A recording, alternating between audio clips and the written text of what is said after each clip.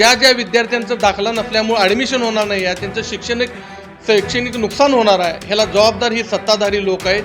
हे लोकांना फक्त सत्ता भोगायची आहे, सत्तेतून वेगवेगळे उपभोग घ्यायचे आहेत. तुम्हाला काठावर सत्ता मिळाली आहे, ह्या सत्तेच्या माध्यमातून लोकांचे प्रश्न सोडवा, सांगलीचा विकास करा.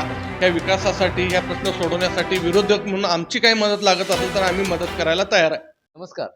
सांगली मिरज आणि कुपवाड शहर महानगरपालिकेला गेल्या अनेक वर्षांच्या या 28 वर्षाच्या कालखंडामध्ये एक तडफदार, उमदा आणि तरुण असा विरोधी पक्षनेता लाभलेला आहे.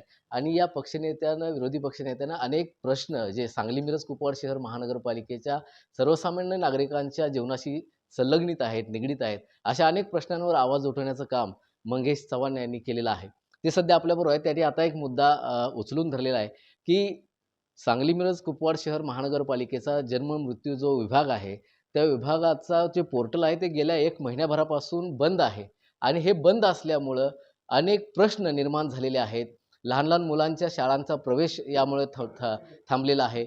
इतर जे कॉलेजचे शाळाचे प्रवेश या निमित्तानं थांबलेले आहेत. आणि त्यांनी हा मुद्दा आता सध्या उचलून धरलेला आहे. नेमकं त्यांची भूमिका या निमित्तानं काय आहे, आपण त्यांच्याशी जाणून घेणार.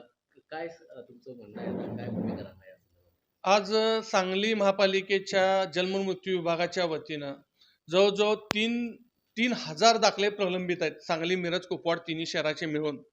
तर हे दाखल्याची गरज लोकांना कधी लागते, तर विद्यार्थ्यांना शाळेमध्ये ॲडमिशन घेत असताना ह्या दाखल्याची गरज लागते. आणि 1 महिना झालं महापालिकेचं पोर्टल बंद आहे, ह्याच्यावर सत्ताधारी कुठलीही उपाययोजना केली नाही.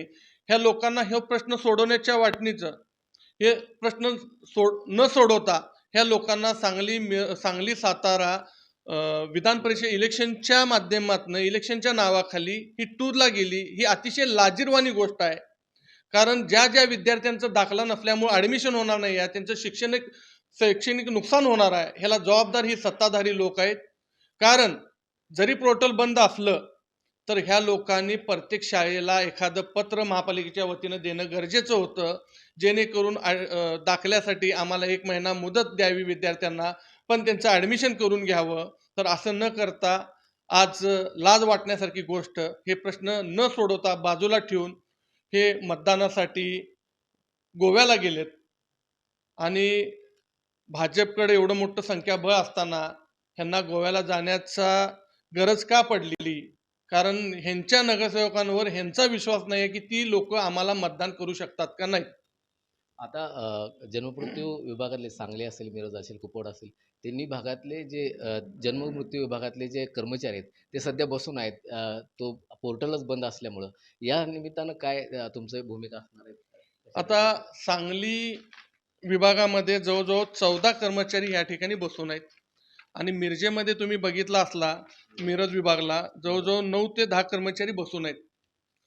तर हे फक्त पोर्टल बंद असल्यामुळं, तर हे पोर्टल चालू करण्यासाठी शासनाच्या वतीनं शासनाला सांगून पालकमंत्र्यांनी काय केलं पाहिजे, तर ह्याच्यावर उपाययोजना केली पाहिजे.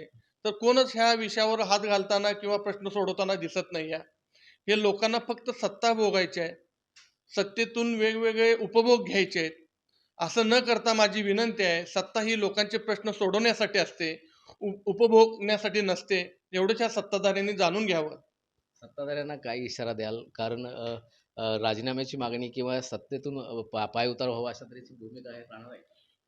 मी सत्ताधाऱ्यांना एवढीच विनंती करतो, तुम्हाला काठावर सत्ता मिळाली आहे, ह्या सत्तेच्या माध्यमातून लोकांचे प्रश्न सोडवा, सांगलीचा विकास करा. ह्या विकासासाठी, ह्या प्रश्न सोडवण्यासाठी विरोधक म्हणून आमची काही मदत लागत असेल तर आम्ही मदत करायला तयार आहे.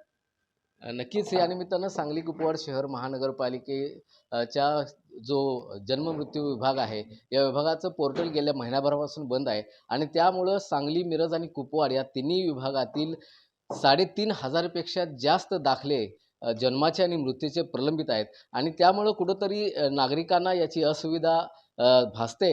आणि त्यामुळं एकीकडं या विधान परिषदेच्या निवडणुकीच्या संदर्भामध्ये इथले जे पदाधिकारी आहेत ते गोव्याला जाऊन एन्जॉय करतायत. आणि दुसरीकडं जे सर्वसामान्य नागरिक आहेत ते मात्र जन्ममृत्यूच्या दाखल्यासाठी इथं चपला आपल्या झिजवत आहेत. आणि अशा तऱ्हेनं लोकांना वेठीस धरण्याचं काम या सत्ताधाऱ्यांकडून होतंय. आणि लवकरात लवकर त्यांनी या सत्तेचा पायउतार व्हावा अशा तऱ्हेची भूमिका मंगेश चव्हाण यांनी व्यक्त केलेली आहे.